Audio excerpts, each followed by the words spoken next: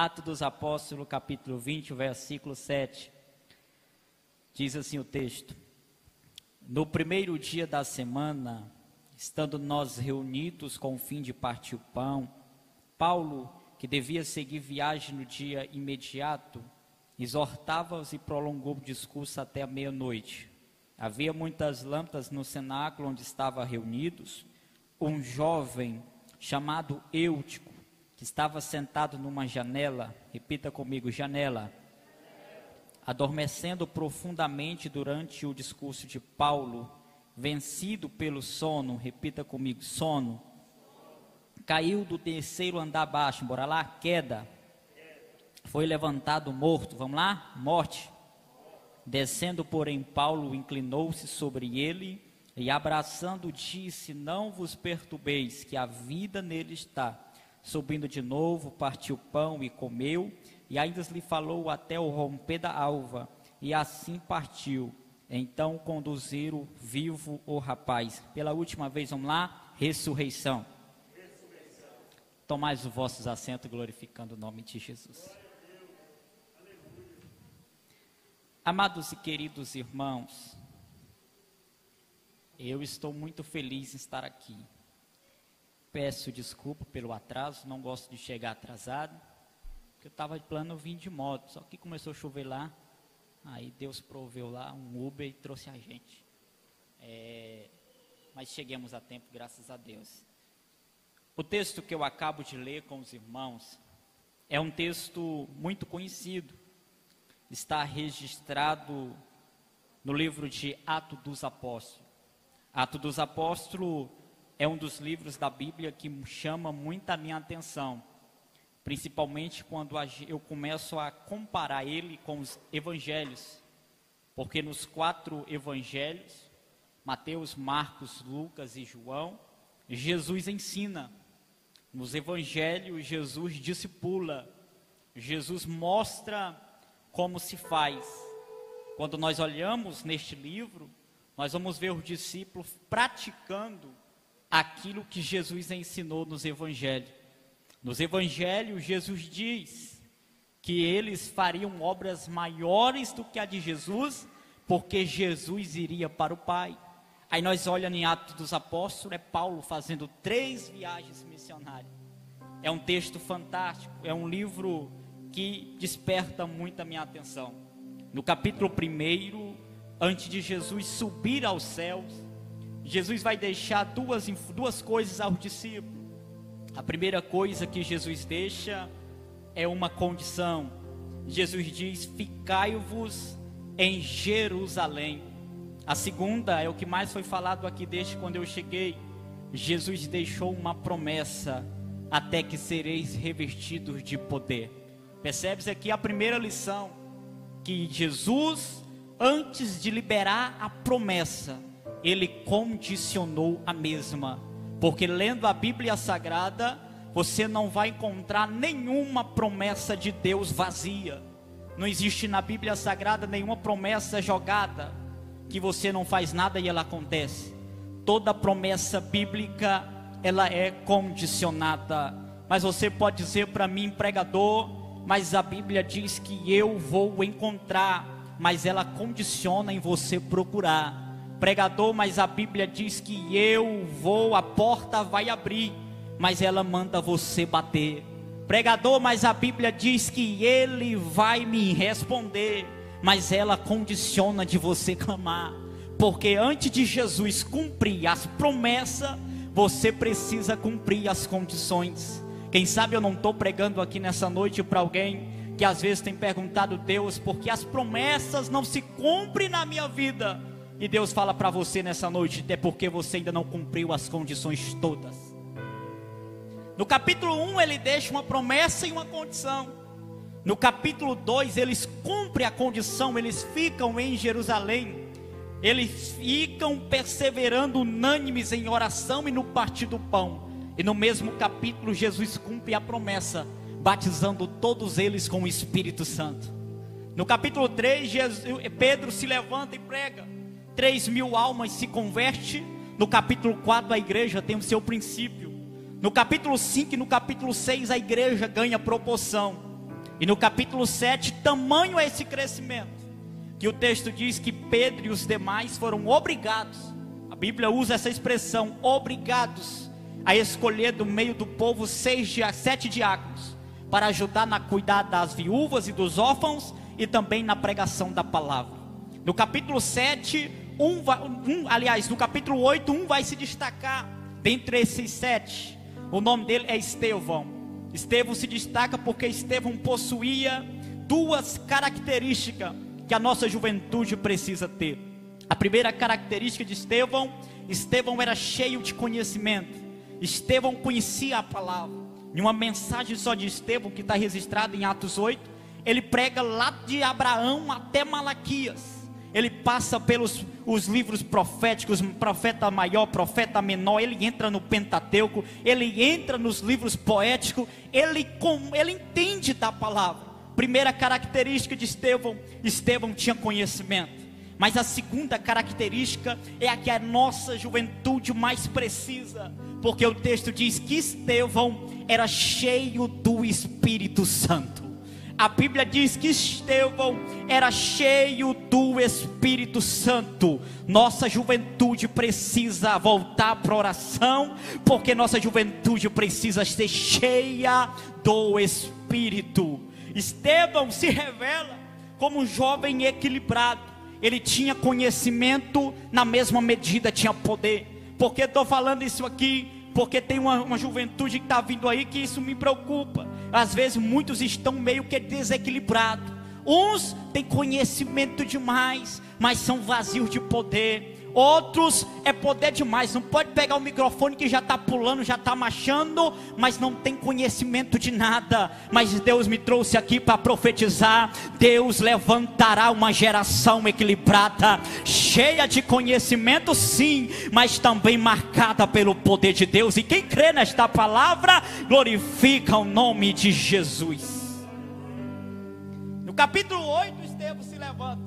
No mesmo capítulo, Paulo também é levantado, Saulo se levanta. A Bíblia diz que Saulo se levanta como um carrasco da igreja. A Bíblia diz que ele invade os templos, arrasta para fora homens, mulheres e crianças pelas ruas de Jerusalém. Ele pega os pais de família, encarcera na prisão. Tudo isso para impedir o crescimento da igreja em Jerusalém.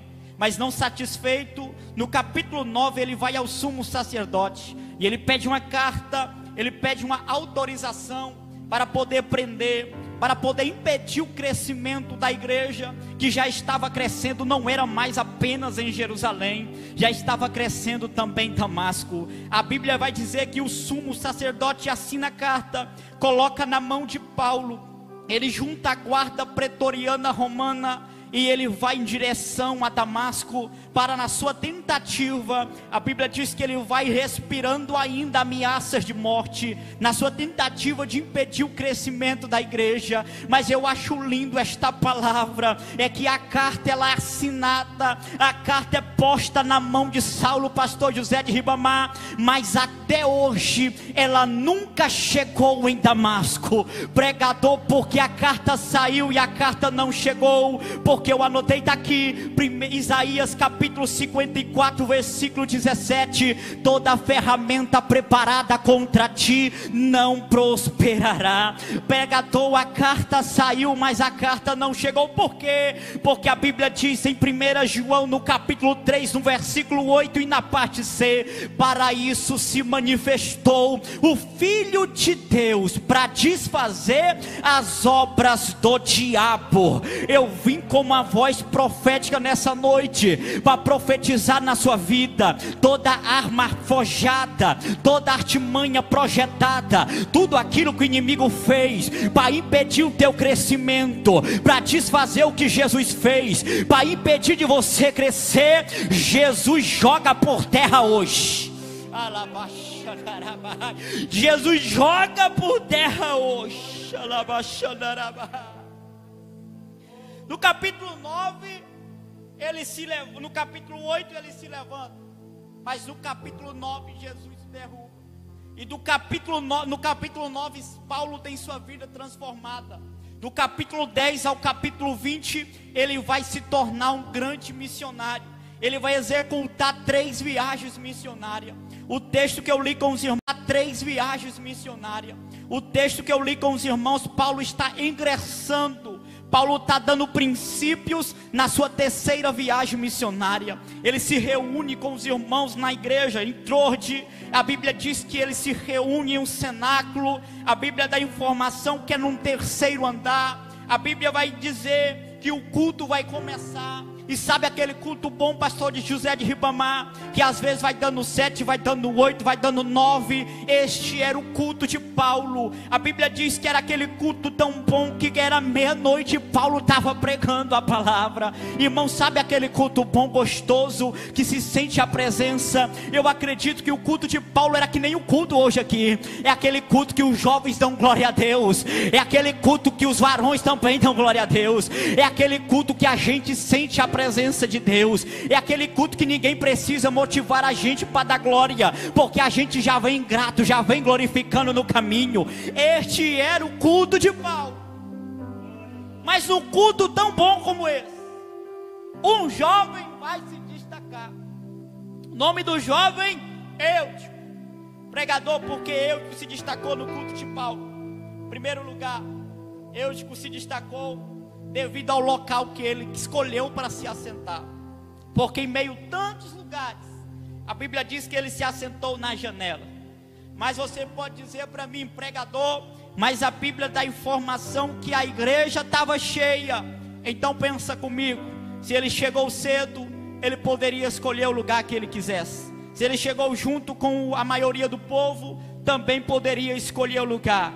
Pregador, e se ele chegou atrasado? Se ele chegou atrasado, lá da porta para a janela, ele fez um percurso. E se ele não quisesse sentar na janela, ele fazia igual a gente faz nesses eventos que tem de jovem. Às vezes a gente quer sentar na frente, o que é que a gente faz, jovem? Com licença, deixa eu só passar aqui. Quando a pessoa abre, pastor José, a gente toma posse, aqui é meu lugar. Aí a gente quer ir mais para frente, o que é que a gente faz? Posso só passar aqui? Quando os jovens abrem, a gente toma posse. Se Eutico não quisesse sentar na janela, ele tinha escolhido outro lugar para se assentar. Mas não, ele se senta na janela. Pregador, por quê? Porque a janela revela o seu caráter. Qual era o caráter de Eutico, pregador? Na janela ele tinha 2 visões. Na janela ele olhava para o culto de Paulo, mas também não perdia o que acontecia lá fora. Era na janela, ele não perdia o que acontecia dentro da igreja, mas também não perdia o que acontecia nas ruas de Troade.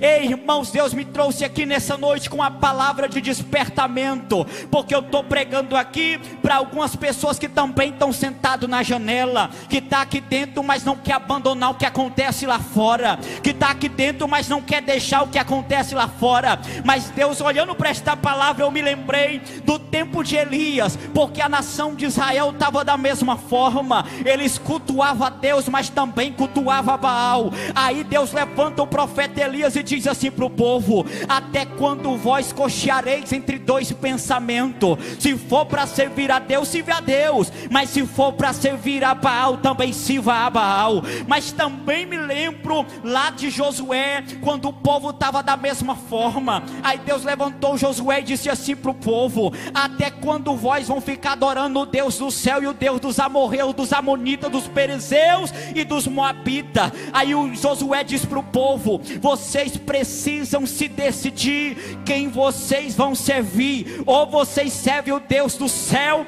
ou vocês servem os deuses de pau, de pedra, de bronze. O povo imediatamente se calou. Aí Josué diz: e tem mais uma coisa para me dizer para vocês. O povo olha para Josué e diz: o que é, Josué? Quem vocês vão servir eu não sei, mas de uma coisa eu sei: eu e a minha casa serviremos ao Senhor.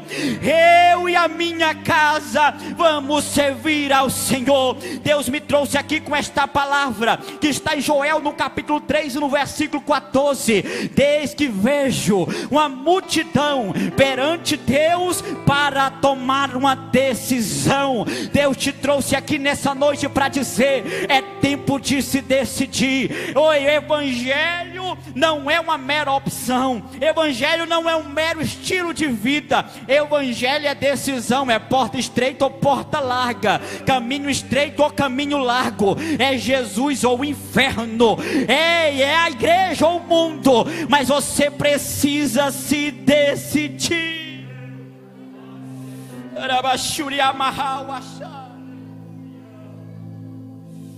É noite de você tomar uma decisão. Chega desse negócio, irmão. Você pega o celular da pessoa, tem dois tipos de música. Um é de Deus, a outra, ele diz que inventaram o mundo. Agora não é um negócio, agora não é mais do diabo, não, é secular. Porque antigamente tinha outro nome. Deus te trouxe aqui nessa noite para você sair daqui decidido. Porque Eutico não se decidiu. A Bíblia diz que a situação de Eutico piorou. Porque a Bíblia diz que veio um sono e Eutico dormiu. Irmãos, em 2017 fui pregar em uma igreja lá no estado do Goiás. Quando eu cheguei na igreja, pastor José de Ribamar, ela era maior do que essa aqui, igreja toda na poltrona. Eles não tinham uma banda, eles tinham uma orquestra. E eu fiquei pensando, hoje será o maior culto, o melhor culto da minha vida, porque esse povo aqui deve ser muito grato, esse povo aqui deve ser muito espiritual, para Deus abençoar eles tanto.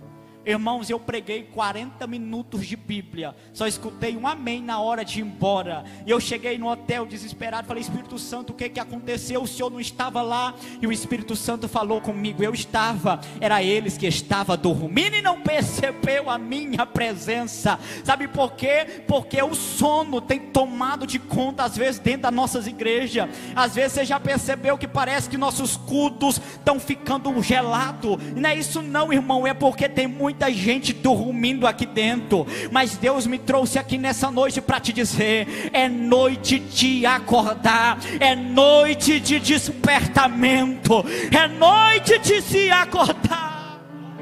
Eu lembro de Jacó, lá em Gênesis 28, a Bíblia diz que Jacó deitou e dormiu e sonhou.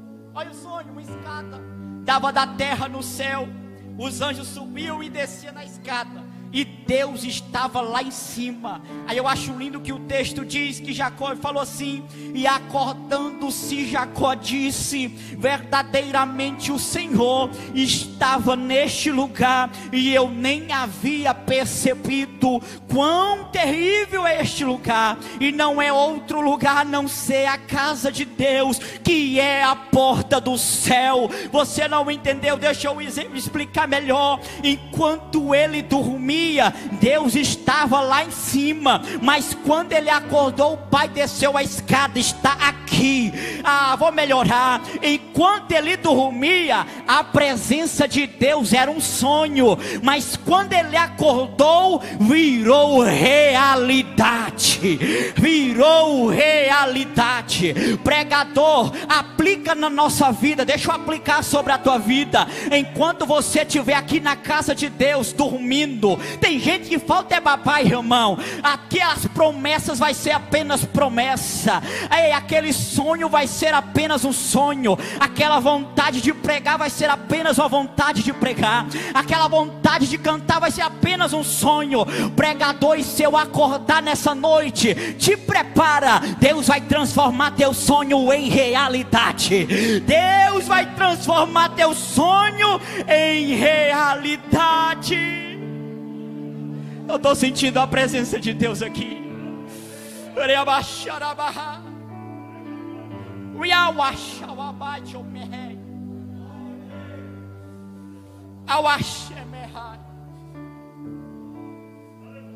Jesus foi para o monte orar, chamou Pedro, Tiago e João. Monte é lugar de orar. Só que passou a primeira vigília da noite, passou a segunda, a terceira e a quarta. Todas elas Jesus vinha, e os discípulos estavam dormindo. Em todas elas Jesus o acordou, e na última Jesus disse: vocês não podem velar um pouco comigo? Qual foi o erro dos discípulos? Dormir aonde tinha que ficar acordado. Qual é o erro da nossa juventude? Pior, dorme aonde tem que ficar acordado, mas ficam acordados aonde tem que dormir. Pregador, não entendi, vai entender agora.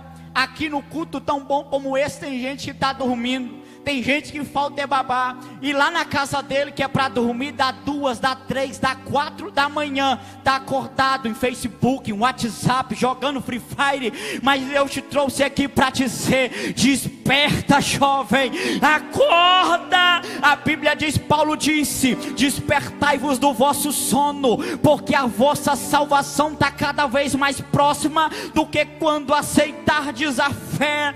Ei, Deus me trouxe aqui para dizer: acorda, desperta, acorda.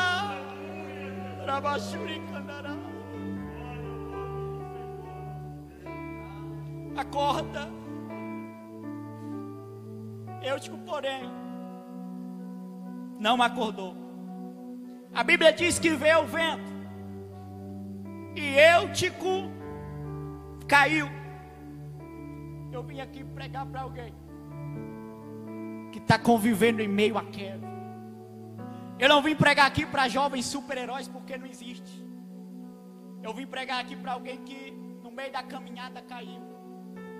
Eu vim pregar aqui para alguém que começou muito bem, mas aí veio o vento e o derrubou, e ele não está conseguindo encontrar forças para levantar, porque toda vez que tenta se levantar, Satanás começa a acusar: tu fez isso, tu caiu, tu pecou, tu errou. E por causa disso, muitas vezes, o que é que fez? Engavetou os sonhos, escondeu os playbacks, parou, pegou a Bíblia que tinha cheia de anotação, não pregou mais. Mas Deus me trouxe aqui com uma palavra profética para te dizer: o problema não é cair, o problema é ficar no chão. O problema não é cair, o problema é permanecer caído. Deus te trouxe aqui para dizer: é noite de você se levantar, é noite de você se levantar. Falando em queda, eu me lembro de Pedro. Pedro está no barco, meu líder, e a Bíblia diz que Jesus está andando sobre as águas. Aí Pedro diz para Jesus: Senhor, permita que eu vou até aí, deixa eu ter minha primeira experiência. Jesus olha para Pedro e Jesus diz: pois então venha, Pedro. Aí a Bíblia diz que Pedro pula do barco nas águas. Eu imagino nos discípulos dizendo para Pedro: Pedro, não vai, Pedro, tu não é ele, porque a nossa caminhada é assim. Quando está tudo errado, o que mais aparece é gente para apontar o dedo. Mas quando surge uma ocasião para dar certo, o que tem gente para desmotivar, o que tem gente para dizer que vai dar errado. Mas Pedro não ouve esse tipo de gente. Pedro pula no barco. A Bíblia diz que Pedro está andando sobre as águas. Pedro está tendo sua primeira experiência. Aí a Bíblia diz que o vento tirou o olhar de Pedro e Pedro caiu. Quem sabe lá no barco, cantores, quem sabe lá no barco eles não falaram: eu avisei, Pedro, eu falei que tu vai cair, agora você vai morrer. Irmãos, Jesus vem andando sobre as águas. Jesus estende a mão para Pedro e Jesus levanta Pedro. E Jesus levantou Pedro. Sabe por quê? Porque o mesmo Jesus que chama Pedro do barco é o que levanta quando Pedro cai. O mesmo Jesus que chama Pedro do barco é o que levanta quando Pedro cai. É o mesmo Jesus que te tirou lá do mundo, é o que te levanta quando você cai. É o que enxuga as tuas lágrimas quando você chora. É o que te abraça quando muitos viram as costas. É o que te estende a mão quando muitos apontam o dedo. E nessa noite a palavra de Deus para você é: só sai daqui caído se quiser, porque a mão de Jesus está estendida para você. A mão de Jesus está estendida para você. Pregador, mas eu caí. Irmãos, então se levanta nessa noite. mas Satanás disse que é o fim. Jesus está dizendo para você nessa noite: é nada. A Bíblia diz lá em Salmos 37, versículo 22: os passos de um homem bom é confirmado por Deus, Deus o trará alegria neste caminho. Versículo 23: ainda que este homem caia, não ficará prostrado, porque Deus o levantará. A Bíblia diz lá em Provérbios 24: por 7 vezes cairá o justo, mas não ficará prostrado, porque por 7 vezes Deus o levantará. A Bíblia diz em Miqueias capítulo 7, versículo 8: oh inimiga minha, não te alegra ao meu respeito porque eu caí, porque ainda que eu esteja em trevas, Deus será minha luz, e ainda que eu caia, Deus me levantará. Deus te trouxe aqui nessa noite para dizer: adora, jovem, porque Deus está te levantando nessa noite. Adora, jovem, Deus te levantará nessa noite.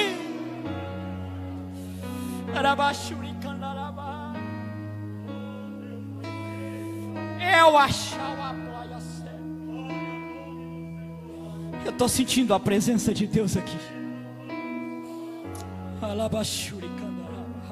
Ei, levanta.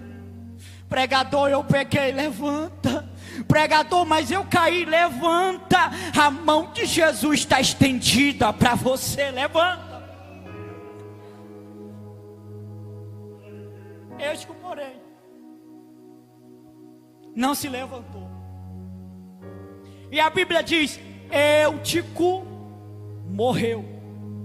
Jovens, toma cuidado com o pecado, porque o pecado, a Bíblia diz que ele é como um sepulcro caiado. Você já foi num sepulcro de rico? O túmulo dele é mais bonito do que a casa de muita gente, só que por dentro é podridão. O pecado é dessa mesma forma. Ele começou só sentado na cadeira, percebe? Na janela. Aí ele foi dormindo. Aí ele caiu. Aí depois ele morreu. Você percebeu? Que só vai indo, só vai piorando. Toma cuidado com o pecado. Não brinca com o pecado, porque o pecado pode custar a tua vida. Pregador, Eutico morreu, acabou? Acabou não. Eu vim pregar aqui para alguém que está morto. Eu vinha dentro do Uber, eu vinha pensando: Senhor, será que quando eu chegar lá, o Espírito Santo vinha falando isso comigo, será que quando eu chegar lá tem algum caixão? Eu não fui convidado para culto fúnebre, eu não vi nenhum nem placa de luto. Amém. Sabe por que eu vinha falando isso? Existem 3 tipos de morte, e eu vou encerrar agora.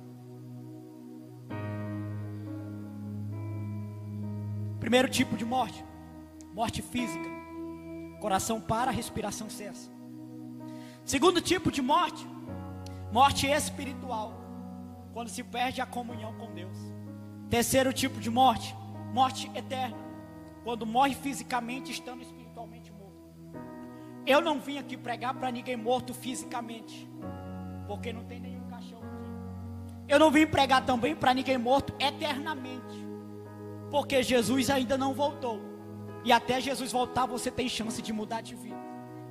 Mas logo eu percebi que eu vim pregar aqui para alguém que está morto espiritualmente, e eu vim com uma boa palavra para a sua vida. Jesus é especialista em dar vida. Jesus, no seu ministério, encontrou 3 vezes com a morte. Primeira vez, no cortejo fúnebre, tocou no caixão, o menino viveu, Jesus venceu a primeira. Segundo encontro, foi lá na casa de Jairo, a filha morreu, chamaram Jesus. Olha o que Jairo fez. Jairo convidou Jesus para entrar na sua casa. Quando Jesus entrou na casa de Jairo, sabe o que aconteceu? Aquilo que era morte se transformou em vida. Então convida Jesus para entrar na tua casa. Convida Jesus para entrar na tua casa. Eu vou profetizar: tudo que era para ser morte vai virar vida, vida, vida. Tudo que era para ser luto vai se transformar culto de ação de graça. Tudo que era para ser choro vai se transformar em alegria. apenas convide ele para ir para sua casa. Jesus tocou, uma menina viveu, Jesus venceu a segunda. E o terceiro pregador, o mais marcante, o que eu mais gosto. Jesus chega ao quarto dia. Lázaro já estava morto 4 dias, já estava em fase de putrefação. Eu imagino o primeiro dia, Lázaro morto e Marta e Maria chorando, e a morte comemorando. Segundo dia, terceiro dia, quarto dia, Lázaro morto, Marta e Maria chorando, Jesus chega. Eu imagino a morte calada. Jesus começa a chorar. Eu imagino a morte, venci. Se até ele está chorando. Aí o quarto dia, Jesus chega e fala: retira a pedra.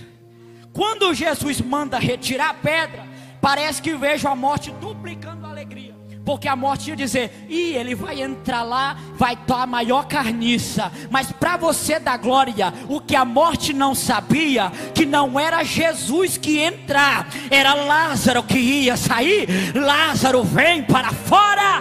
A morte perdeu a terceira, e nessa noite está perdendo a quarta. Porque Jesus está te dando vida aí, jovem. Jesus está te dando vida aí, Romã. Jesus está te dando vida para voltar a ler a Bíblia. Jesus está te dando vida para voltar a orar, para voltar a jejuar, para voltar a congregar. Receba a vida de Deus nessa noite. Pregador, mas eu gosto de Bíblia, então lá vai Bíblia. João 11:25, Jesus disse: eu sou a ressurreição e a vida. Quem crê em mim, ainda que esteja morto, viverá.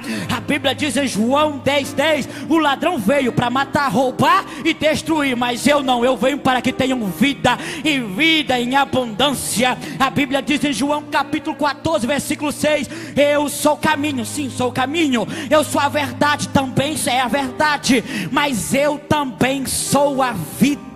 E receba a vida da parte de Deus aí. Fica de pé nessa noite em nome de Jesus. Receba vida, receba vida, receba vida. O conjunto se prepara para a gente cantar. Receba vida nessa noite.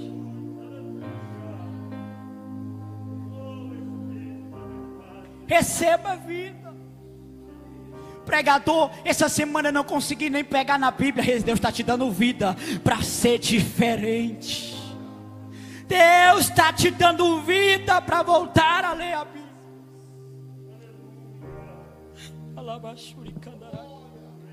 Só que o Espírito Santo falou algo comigo, pastor. Eu estava vindo para cá. O Espírito Santo falou o seguinte comigo: que ele não estava apenas dando vida, mas que ele estava levantando um exército de distribuidores de vida. Você pode dar glória? Deus está levantando um exército de distribuidores de vida nessa noite. Pregador, para nós encerrar, qual é o segredo de Davi? Vamos voltar para o texto, nós encerramos o texto.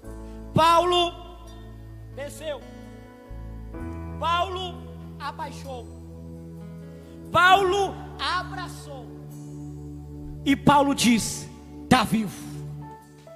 Pregador, qual é o segredo de Davi? O senhor é inteligente, estava morto ou não estava? Mas o que Paulo diz? Está vivo. Então qual é o segredo de Davi? Profetizar vida. Vamos terminar em Ezequiel 37. O Espírito do Senhor me levou e me pôs em meio a um vale de ossos, osso sequíssimo. Me fez passear em redor do vale. E o Espírito me perguntou: filho do homem, pode porventura esses ossos, ou seja, esses mortos, voltarem a ter vida? Versículo 3: Senhor, eu não sei, mas tu o sabes. Versículo 4: Ezequiel, já que é eu que sei o segredo de dar vida, eu vou te ensinar agora. Senhor, qual é o segredo de dar vida? Ezequiel, profetiza sobre esses ossos. profetiza sobre esses ossos. Aí o texto diz: então eu profetizei. Voltou a pele, voltou a carne, voltou o nervo, voltou o espírito, porque a forma de dar vida é através da palavra profética. Levanta a tua mão, levanta a tua mão. Deus te levantará. Deus te levantará como distribuidor de vida nesta capital. Ei, pregador, meu pai não é crente, profetize lá aqui dentro. Pregador, meu irmão não é crente, profetize ele adorando a Jesus. Pregador, mas já está bebendo cachaça, profetiza tomando santa ceia. Pregador, o que é que eu tenho que fazer? Profetiza.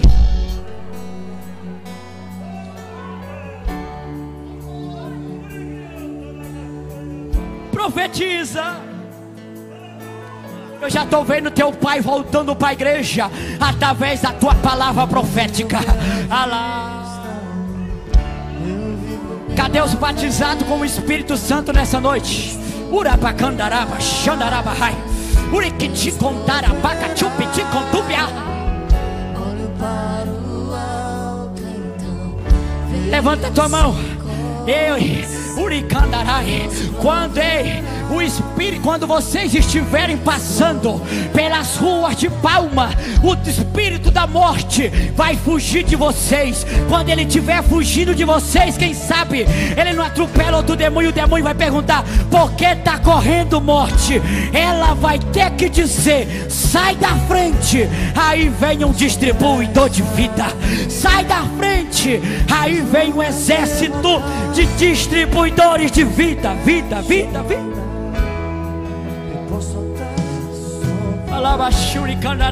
Mas o amanhã virá e minha fé será compensada, e o meu Deus não falhará.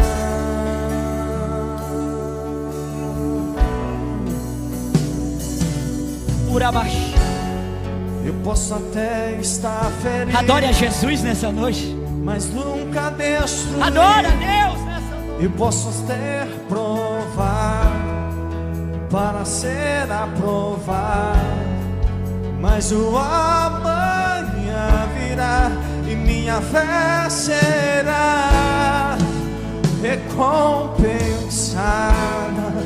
e o meu Deus não falhará.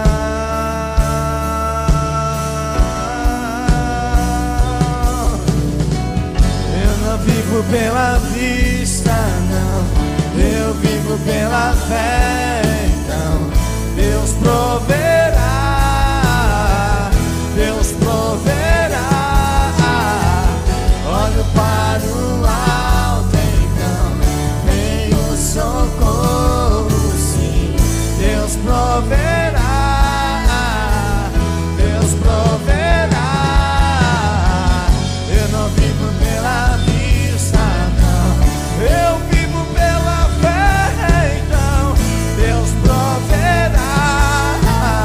Adore Deus proverá. Deus vai prover, Deus proverá. Então vem o socorro, sim. Deus proverá, Deus proverá. Segura só por um momento. Eu não sei como está a sua vida nessa noite. Eu não vim aqui brincar, eu vim como uma voz profética para a sua vida. Eu não sei como você está. Eu não sei se você está na janela. Eu não sei se você veio aqui para este culto indeciso, nem sabia se via ou se ficava em casa. Eu não sei se talvez você nem queria vir por causa da chuva. Talvez você se encontra sentado na janela. O primeiro convite de Deus é para você nessa noite. Filho, filha, sai da janela da indecisão e vem para o meio da proteção. Pregador, não entendi, vai entender agora. Se ficar na janela da indecisão, o sono vai vir, vai te derrubar e você vai morrer. pregador, e se eu for para o meio da proteção, o salmista diz: 1000 vai cair do teu lado, 10.000 vai cair do outro, e tu não serás atingido. Mas quem sabe você está aqui, está dormindo, você estava frio na fé. O convite de Deus para você nessa noite é: desperta. Pregador, mas eu entrei aqui caído. Você entrou caído, mas vai sair de pé no nome de Jesus.